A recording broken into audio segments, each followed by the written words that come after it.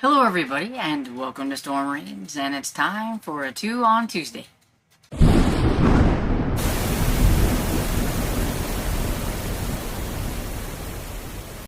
So welcome back to 2 on Tuesday, which is where I show off a couple of books from my collection tubs that I have and everything.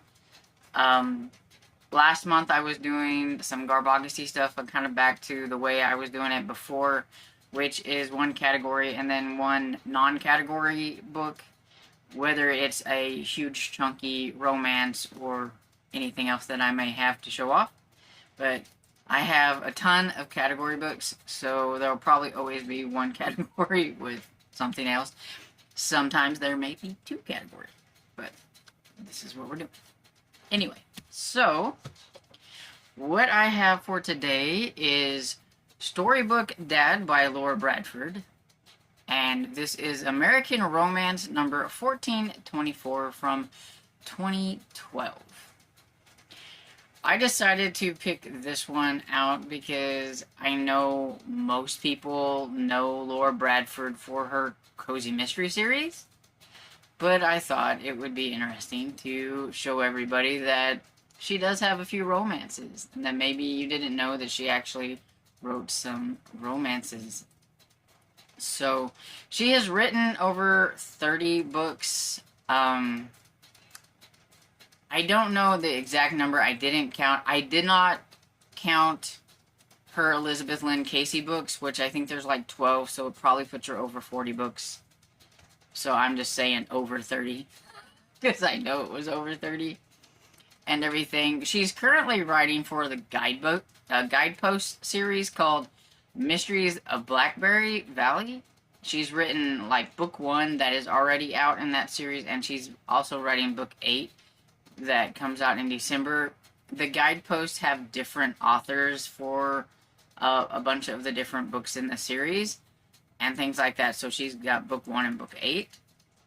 And so let's see what Storybook Dad is all about. So it says, real life is not a fairy tale, right? When Mark Reynolds first meets Emily Todd, he's smitten. So is Seth, his son, which is why Mark had to nip this attraction in the bud. Emily's been honest about her diagnosis, and Mark can't put Seth through the heartbreak of another illness, even though Emily is fit, sexy, and oh so alive. Mark's as close as any man's come to being the prince Emily imagined when she was a girl, right down to the gorgeous ocean blue eyes. But that girl never imagined herself with MS. Emily doesn't want to be anyone's burden, and she doesn't want to hurt Mark's vulnerable son.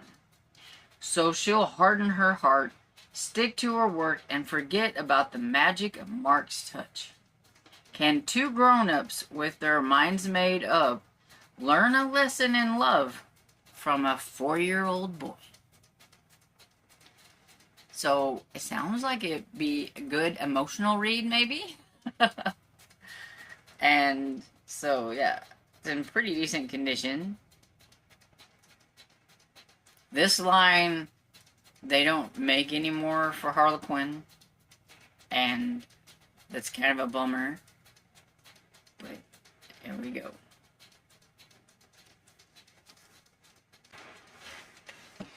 So next up, I have The Carousel by Belva Plain. This is a Dell Contemporary from 1995, and it be a junky beast, but it looks fairly decent. It's got some of the crinkles here, but other than that, looks pretty nice. Okay, so as far as I could tell, Belva Plain wrote 23 books before she passed away. She passed away in 2010. And so I have just a tiny bit of information about her that I thought was interesting. And it says, before breaking into publishing, Belva Plain wrote short stories for magazines while raising her 3 children. She sold her first story to Cosmopolitan at age 25 and contributed several dozen to various women's magazines until she had her 3 children in rapid succession. Her first novel, Evergreen was published in 1978. It topped the New York Times bestseller list for 41 weeks and was made into a TV miniseries. At her death, there were over 30 million copies of her 20 plus novels. Like I said, I think she wrote 23. In print in 22 languages. 21 of her novels appeared on the New York Times bestseller list. Plain did not own a computer and wrote all of her novels longhand on a yellow pad. A disciplined worker, she wrote for several hours in the morning, 5 days a week. She produced a 500 to 600 page novel every year or so. That's a lot of yellow notepads. I mean, 500 to 600 page novels written in yellow notepads. That's just crazy. Let's see, how much is this one? Do we have a clue? There must be a, okay. Well, this one, it says, is actually 421 pages. So, but still, it's a pretty chunky one. Okay, so let's find out what the carousel is about. So it says, "There's no doubt in my mind," said the psychiatrist, "your Tina has been abused." Sally Gray stumbled out of the doctor's office, numb with shock and disbelief. Such things didn't happen to families like the Grays, wealthy, proper families who raise fine, well-bred children. But Dan and Sally's 5-year-old was clearly troubled, retreating into a world of fantasy and rage. It says, for generations, Grays dominated the upstate New York city of Scythia, I'm not sure exactly how you say that. But now Oliver Gray, the silver-haired patriarch, has bowed out, leaving Gray's food to his 2 sons and his nephew Dan.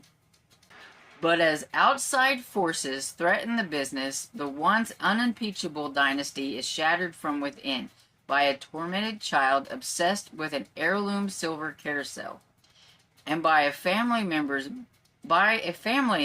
bent on revenge, a woman with an unspeakable secret and the power to destroy them all.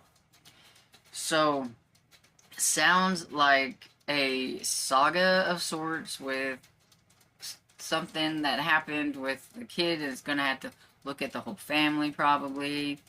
And I'm trying to see if there was a better explanation for this on Goodreads, but it just says the Grace family, a wealthy, successful, socially elite dynasty built on the patriarch Oliver Gray, is being torn apart by greed, adultery, jealousy, allegations of abuse, and murder. So, sounds like there could be a lot going on in this story, and it sounds really interesting. I'm not like huge contemporary romance fan, but whenever they're like back in like the 90s and stuff like that, I'm a little bit more okay with them because they sort of feel like a little bit more on the historical side because it's a past time, so I don't mind. So there you have it, my 2 on Tuesday. Let me know. Have you ever heard of either of these books? Have you read a book by either of these authors? I'm especially curious if you have read any of the romances by Laura Bradford, but I am also equally as curious if Belva Plain is any good, because I've never read Belva Plain, but I've only read a Laura Bradford cozies, so I don't know anything about a romance. But anyway, there's the 2. So let me know what you think about them down in the comments, and I hope you enjoyed this video, and if you did, please give it a thumbs up and subscribe, and I will see you all in the next video. Bye!